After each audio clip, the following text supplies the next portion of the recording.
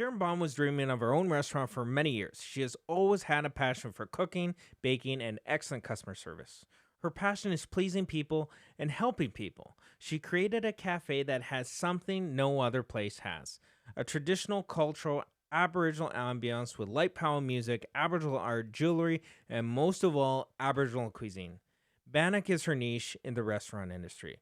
She wanted a place that everyone would feel welcomed and acknowledged.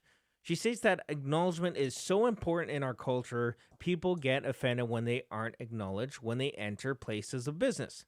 Sharon wanted to create this from the moment you enter Kekuli Cafe. The place is to gather, meet, and mingle. So there are currently two Kekuli Cafes, one in West Bank, BC, and one in Merritt, BC, and I have Sharon with me here now. Sharon, welcome to our native land. Hi, thank you. Thank Yeah, you for having me on your show today. Yeah, no problem. Thank you for being here. Just before I dive into some of the questions, can you clarify? You also have a business partner as well. Could you introduce him for me? Yes, I have my amazing husband who has been with me for 18 years. Wow. It'll be 19 this year. Congratulations. Thank you. Darren Hogg. I always like to call him our last line of defense. So he's amazing with numbers, and he's been our CFO with the business for many years. And we've worked really well together. So I'm the people person Yeah. and, doing this kind of thing. And then my husband is always in behind the curtain. Nice. Well, it sounds like you guys have a good duo worked out. That's for sure. Yeah, Yeah. Okay, so definitely. Sharon, I want to go right back to the beginning. So take me back to the summer of 2004, and how did you start your journey with the Kekuli Cafe and obviously your passion for Bannock? Well, it sort of happened because I used to work in the school district from 2000 right up to 2009. Okay. So in 2004, this is Darren and I had met, and we always I always got laid off every summer from the school district. So I was thinking, geez, we need to do something. I'm always getting laid off every summer, and how can we make some extra cash? And I would make bannock for my students. So I did that for quite a few years. I did bannock and tea with my parents. I had them come in. It was just a great way to bring the parents into the school system at that time, right? Hmm. Because we're trying to keep our kids in school. And so I was a First Nations support worker. So I used to make bannock and tea and everything for the parents, and that's Hmm. kind of how it started. So we had a West Side Days weekend happening here in West Bank, BC, and we said, "Hey, why don't we make bannock at the West Side Days?" And it was just such a spur of the moment. So I took my pretty much my last year at the end school check Yeah. or paycheck and went and bought all the equipment I thought I needed to make bannock at the West Side Days, which is a huge event. There's thousands of people walking through this every day. Is There's it like a food event, or is it a music event, or is it kind of it's just uh it's West Side Days, so it's like there's a fair and all kinds of events, music and games and all types of things going on. And I just set up a little tent. No, I didn't even set up a tent because we got rained on. Oh no. Everyone else has tents, and we're like, oh, I guess we should have got a tent. That's Run an the Canadian idea. Tire. Yeah. So let's go get a tent. And we got a tent where we survived the weekend. And yeah, we made, some good cash for the weekend, made all my money back. And, Oh wow. So you and sold a bunch, like whatever you had was gone basically. yeah, yeah, it was really good. It was a 3-day weekend. So my friend, he came by and he says, hey, I have the car wash over here, Sharon. Why don't you use the car wash? You can use the concession. It's just a little 10 by 10. Mhm. And we're like, sure. And he goes, you only have to pay me and feeding me, right? And I said, all right, awesome. Trust me, if you were on the island here, I would be like, hey, if I have you on the podcast, can I please get a Bannock burger or Bannock taco? Trust me, I'd be doing the same thing. Yeah. um, So yeah, we set up there and we were there for 3 or 4 years, just marketing Bannock, letting people know what Bannock was, and it was a really it was fun. It was different. I still work full time. Darren was working full time, and then he got laid off. So he was able to work a little bit more in the business. I'm like, here's the Bannock recipe. I got to go to work. See you later. And I just leave and leave the poor guy alone. And he's trying to figure out Bannock. He's never cooked really nothing other than a potato in a microwave with broccoli and cheese sauce on it. Sounds like my original skill level when I first moved out of my parents' house, so I get it. Yeah. So when did that transition from, like, just going to that festival every year to, like, actually establishing the business and, getting a place? When did that happen? Well, since it took us about 3 years, like we were there from 2000 right up to 2007, Mhm. 2007. And yeah, so we were there for 3 years. And we had a lot of people helping us with our business plan because we did all the marketing part of it. So we kind of knew we had something going on, and we thought, you know, I told people, yeah, we're going to have a restaurant right around here someday. I Mm. just talked I felt like maybe it was, if I just kept talking about it, it would It happen. would Right. happen. So I just told everybody, yeah, we're going to have a restaurant here someday. We're doing our business plan. And I had quite a few people help us with our business plan through the Okanagan Nation Alliance, and through economic development through West Bank First Nation. I had a couple people helping me there. And eventually, because I kept submitting my one of many business plans for funding through many different avenues, which I would always get rejected. And I had lots of business plans. I was going to do a chocolate making business. I was going to do a fondue business. I was going to do a gift basket business. So I had all these ideas. Mhm. Finally, this one idea was, we're going to have a restaurant. It's going to be Bannock. Um, and it took a long time to get that really laid out. Like, it's pretty much your roadmap. So back in 2008, I went into All Nations Trust Company in Kamloops, and I finally had this solid business plan. And they looked at it. It was like off and on for quite a few months. And then finally in April 2009, they said, okay, Sharon, you're approved. You get a loan. And I'm like, oh my God.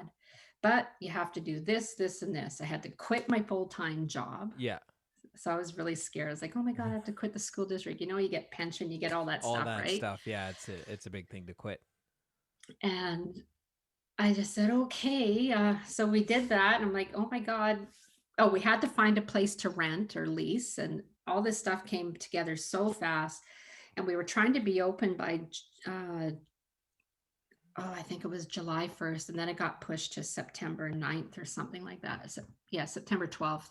That's when initially we first opened.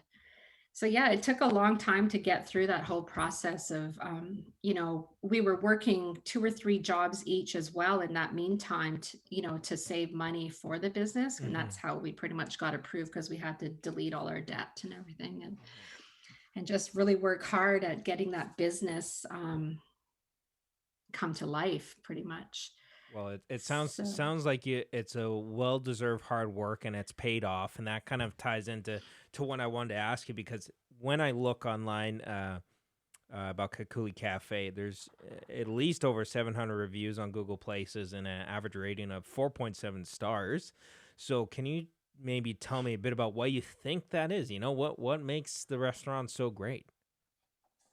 um, I have all these amazing guest books here over Hmm. the years. So these guest books I started when I first opened the store. So I have about 4 or 5 of these now. And I was thinking, I know our Google reviews and our TripAdvisor reviews, they're awesome. They're quite good. I, I, I think I would say it was number one is the customer service, and two, you have to have good food. Mhm. But to me, customer service was important because, even years up to before owning a restaurant, I would always demand good customer service. Yeah. My friends all know me quite well. And they still say to this day, Sharon, I was like, well, just had to make sure you got, good customer service and you weren't treated rudely and whatever, right? Yeah. So I was looking at this old guest book. This is from when we first opened, 2009. And a lot of It's the like a Bannock Bible. I like oh yeah, I think I it. could write a book. You could. It's like amazing. People from all over the country, all over the world have written in this book and all the other ones. But I have amazing comments that, they love this place, always great bites. My husband and I today are supposed to treat each other with something. I came to get his favorite Saskatoon berry bannock. Thank you. Shelly and Ralph from Kelowna. Came in for some soul food. Ate my rockin' taco. Um, the comments were just amazing. And there was another one here. Second time here. Haven't had bannock in over 30 years. The best I've had since Manitoba. Whoa. What did she say? Something about buffalo tacos would be wonderful. Love the food and the service. You have the best bannock since my granny's, and I haven't seen her for 6 years. The taste definitely brings back memories of her in my hometown of Sandy Bay, Saskatchewan. Thank you so much for the memories. And so bannock brings back a lot of memories for people. Mhm. We've all made bannock in the past somehow. And I think bannock, a lot of people, well, there's some chefs out there that might think bannock is not indigenous, but uh, our people survived off bannock.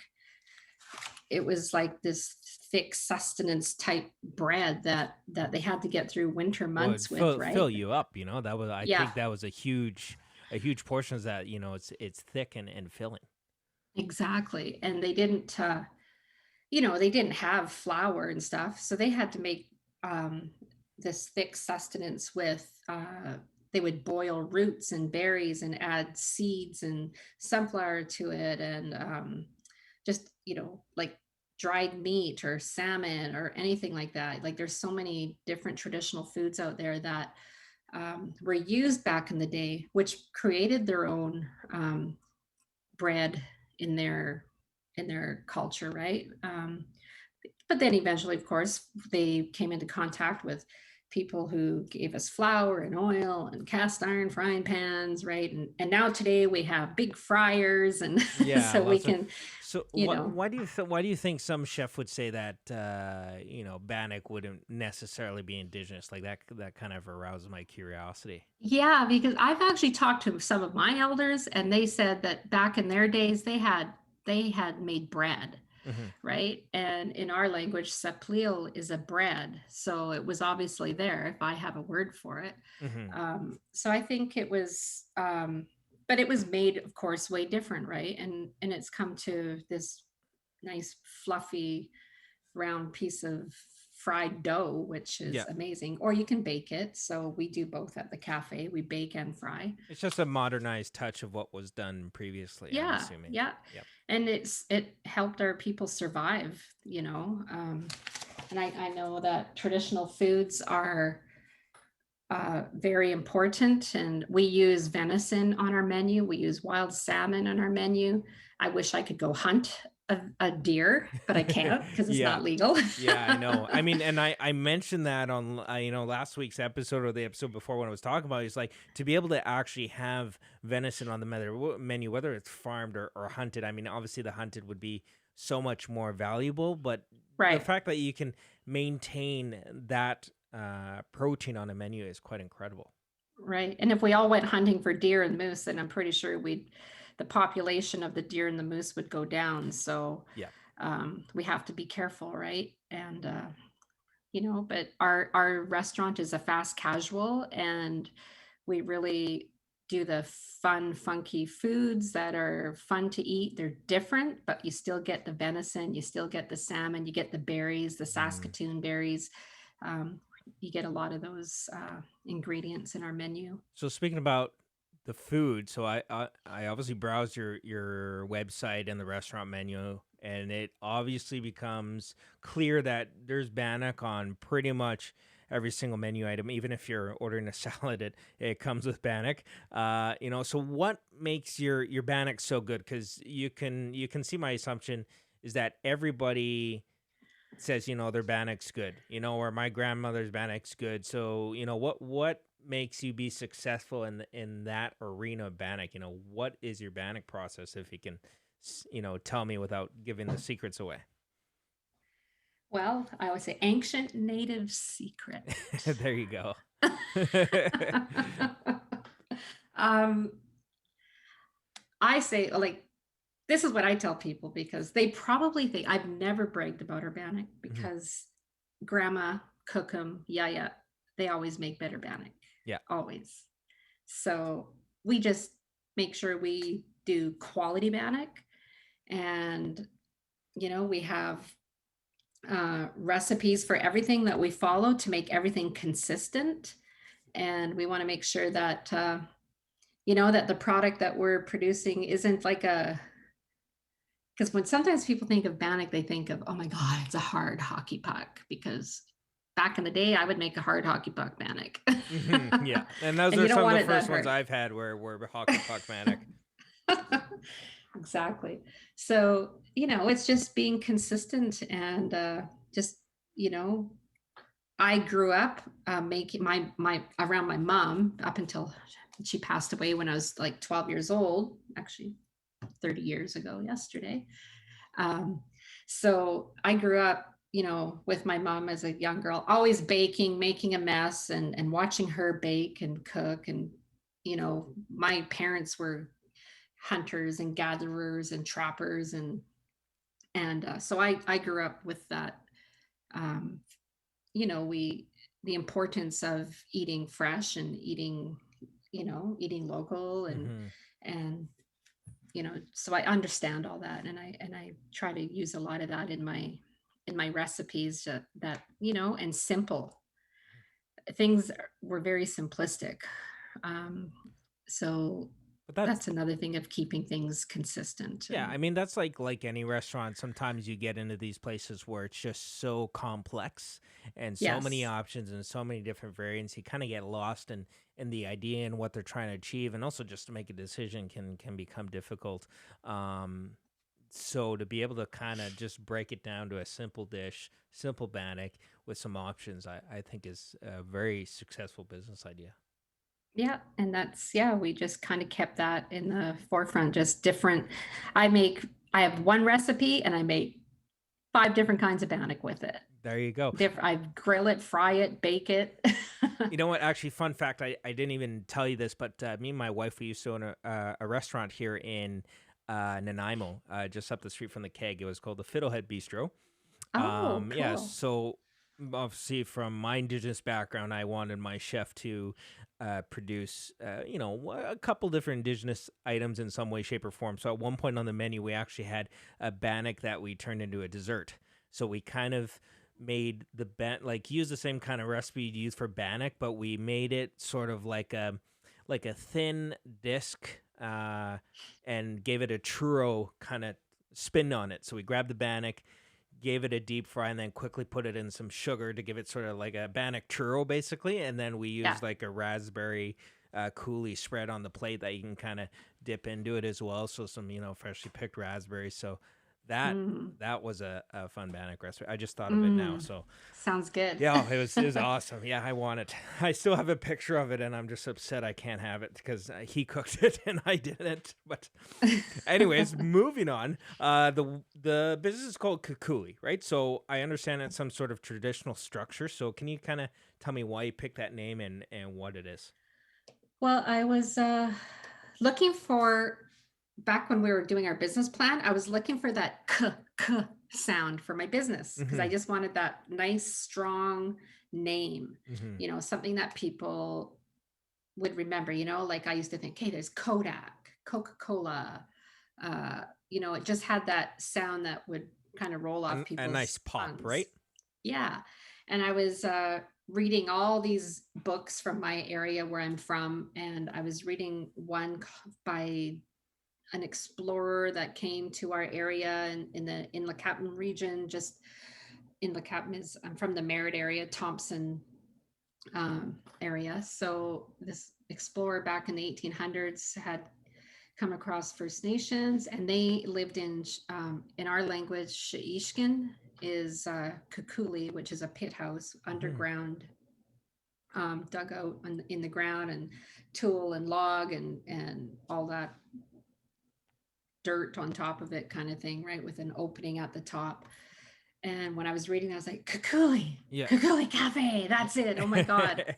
I ran, seriously, not Yeah. ran, drove down to the community futures and I went in there and I registered all three ideas that I had for a name. Yeah. And Kekuli Cafe was the first one I wanted. Yeah. And yeah, of course I got it. And so yeah, I just decided that that was the name for the business. And we had to also incorporate. So we were Kekuli Aboriginal Foods Inc., Yeah. doing business as Kekuli Cafe, West Bank. Yeah. And yeah, and that's just kind of how we came up with Kekuli. So it was just, and it was in my, like, Kekuli is the English word, of course, but Kekuli overall is the pit house, and there's many versions, and there's still pit houses built today. I got married in a pit house, so Oh, that was really nice. cool. And they're all from Osuyas all the way down through the Okanagan here, and then over in the Merritt region up to um, Upper Nicola area. So yeah, there was pit houses everywhere. So it's kind of nice to have that Kekuli ambiance. That was um, just having that warm gathering feeling. Yeah. Not that we can gather today. Yeah. But the hopes So of doing that. Yeah. And for listeners that are listening right now, I did post a picture of a Kukuli from your website. So if you oh, want a I saw visual, that. they can definitely go there. You know, That's the Kekuli I got married in. oh, the exact one. Look at that. Yeah, There you yeah, go. You know, yeah. so as a business, you obviously tailor to the general public. You were just reading reviews of lots of people that have come into your restaurant from all over the place. But I'm curious to hear how your business is being received within the Indigenous community in your area specifically and abroad. You know, do you have a lot of support or regular people that come from those Indigenous tribes into your restaurant? What's it Mhm. like? Well, I've have two locations, right? So I have West Bank and I have Merritt, but actually Merritt is now franchised. Okay. Yeah, and it's to a young man named Elijah Mack Sterling. He bought that store, but when I initially opened it in 2014 in Merritt, um, the population of Indigenous people in Merritt is very, like, it's very high. So I Mhm. have great support in the Merritt area. Um, Also, we did a lot of catering. We don't do it as much now because of everything that's happening, but Mhm. uh, so the Merritt area, there's 5 bands in the Okanagan, surrounded by another 8 bands in the Inlet Cabin region, from Spence's Bridge, Lytton, and all the way up to Cache Creek and over. But a lot of support from those areas. And in West Bank, we have West Bank First Nation and the Okanagan Nation Alliance, who have utilized our services for catering. So I would say here in West Bank, it's a 50-50 split of people that come in, Indigenous and non-Indigenous people. And people from all over the world were coming to Kekuli Cafe. And we're lucky that we got a lot of locals and local support, especially throughout the pandemic, because obviously there's not as many travelers now. And I can tell that by looking in my book, because we still would get people to, sign our guest book when they come in, because I still want to see where people were coming from. Yeah. And up until Christmas, they were coming from Russia, Holland, Paraguay, Winnipeg, Kelowna, Ukraine, Toronto, Italy, Spain. Look at that. That's what they're saying. New Brunswick, Osuyas, Fort St. John. So it sounds like you've had a So lot of support regionally, nationally, and internationally by the sounds of it. yes, I belong on the Indigenous Tourism BC board.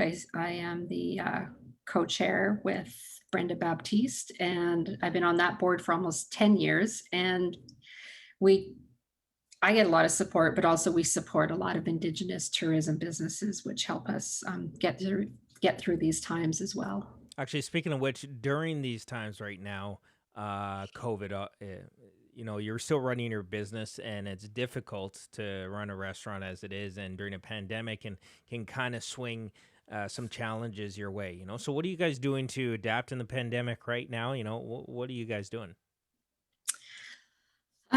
Well, when it first started back in February, March, it was a little scary because sales had dropped by 75% at least. Doors were almost closing. It was the weirdest feeling ever. Hmm. Like, it was like there was a nuclear war and everyone got destroyed. It's so They weird. were I heading to the just Kekuli to hide, you know? yeah. I was thinking, "Oh, maybe my childhood dreams are coming true." Oh my god, not it was a dream, nightmares, Yeah. that these weird things would that this was happening. But we had to be very adaptable, so we're trying to think, "How are we gonna get through this?" I mean, the our staff hung in there, we hung in there, we just kinda had to do things on the spur, shorten the hours, like close at certain times, and then we have an app, which the app Yeah, started I to saw be that. yeah, which started to, help us be a little stronger, I guess, because we didn't have that stuff. We didn't have takeout or not takeout. We had takeout, but more like we didn't have DoorDash and all that other stuff, right? Mhm. So we had to hook up with all those companies. We had to um, work on our app and make it stronger and better. And we had to market that, and we had to get computers for all these takeout companies and stuff and set those up. It was just a lot of adapting and being flexible and making sure the staff were um, safe and happy. And, we really just tried to focus on all the positives as much as the negative was there. Our goal was to just be very positive about the whole thing and that we'll get through this. Follow the rules as much as you can. And it's really hard in the restaurant industry to stay up on those rules.